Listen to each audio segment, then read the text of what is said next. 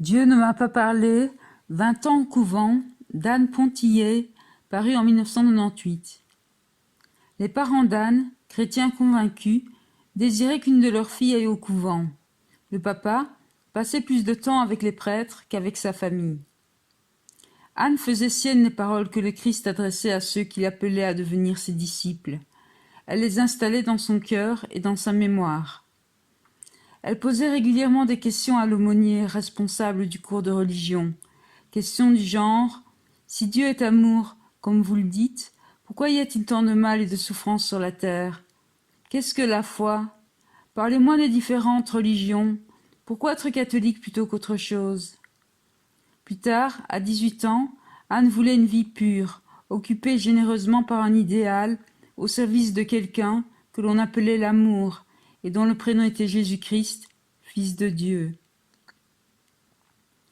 Entrer au couvent, c'est d'abord quitter le monde et passer la porte de la clôture.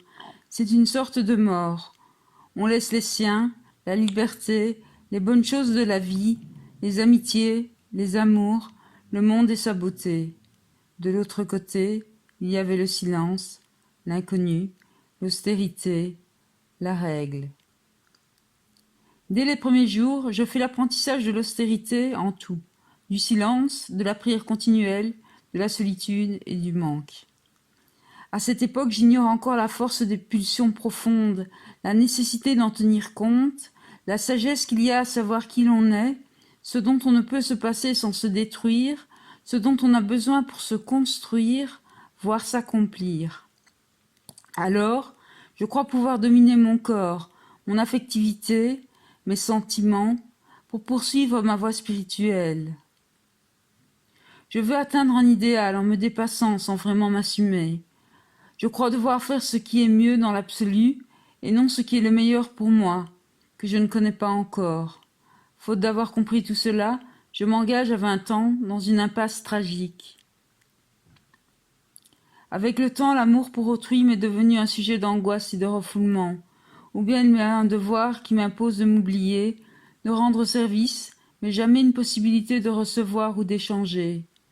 Aussi, faute d'éprouver des sentiments, de pouvoir être spontanément amicale ou amoureuse, je dresse des barrières invisibles entre les autres et moi, et j'accumule à l'intérieur des toxines mortelles. À 16 ans, je savais que l'âme et Dieu pouvaient se faire des confidences. À 23 ans, je me mets à désirer de plus en plus intensément ce dialogue intime. C'était déjà mon aspiration de jeune fille, et je viens de vivre 5 ans vouée à la recherche de Dieu, sans résultat.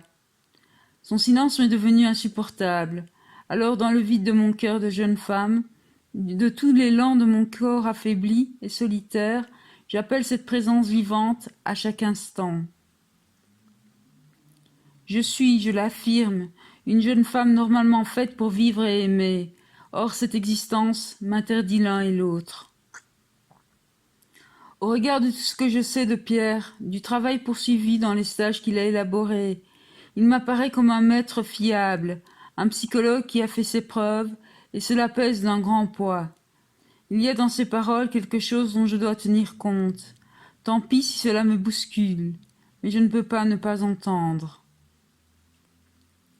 Certes, ces paroles sonnent justes, il ne me condamne pas. Il ne me dit pas qu'au fond, je ne suis pas fidèle ou pas capable. Il dit tout autre chose. Dans ce que j'ai entendu, je n'ai pas perçu l'appel de Dieu à la vie religieuse. Pierre donne une explication simple mais irréfutable à toute l'impuissance que je ressens.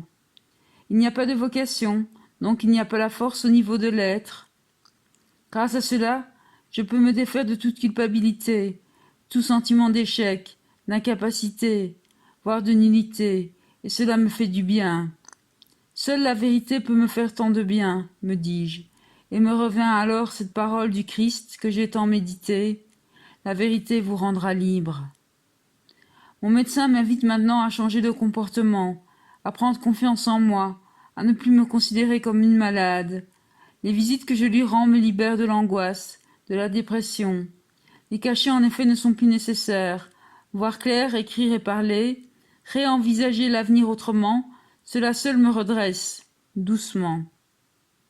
Pierre, lui, me répète « Dieu nous crée avec un potentiel déterminé. Le faire passer à l'acte est notre part et nous rend heureux.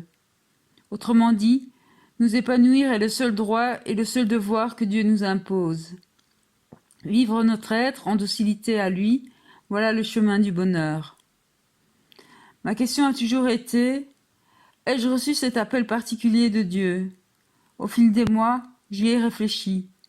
Il devient de plus en plus évident que je me suis trompée en croyant avoir été appelée à la vie religieuse. Avoir une véritable vocation, c'est être fait pour se réaliser dans ce genre de vie et pour y produire des œuvres fécondes. Merci.